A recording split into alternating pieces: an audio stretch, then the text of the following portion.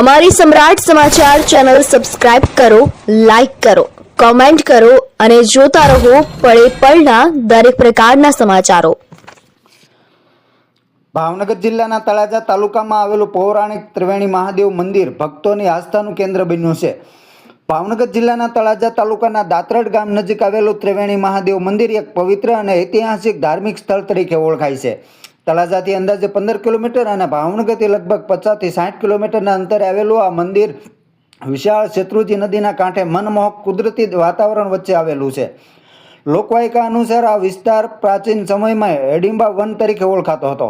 મહાભારત કાળ દરમિયાન પાંડવો પોતાના વનવાસ દરમિયાન અહીં આવ્યા હતા અને તેમણે પોતાના કષ્ટોના નિવારણ માટે ત્રિવેણી સંગમના કાંઠે શિવલિંગની સ્થાપના કરી હતી।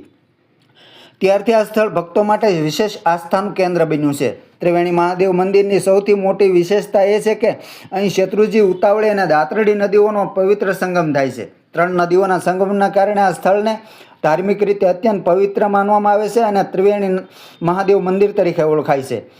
ચોમાસાની ઋતુ દરમિયાન અહીંનું કુદરતી સૌંદર્ય ખીલી ઉઠશે અને સૌથી મોટી સંખ્યામાં પ્રવાસી તેમજ ભક્તો દર્શનાર્થે પહોંચે છે। દર વર્ષે ભાદરવી અમાસના પાવન દિવસે અહીં વિશાળ મેળાનું આયોજન થાય છે, જેમાં હજારો શ્રદ્ધાળુઓ ઉમટી પડે છે અને મહાદેવના દર્શન કરી ધન્યતા અનુભવે છે।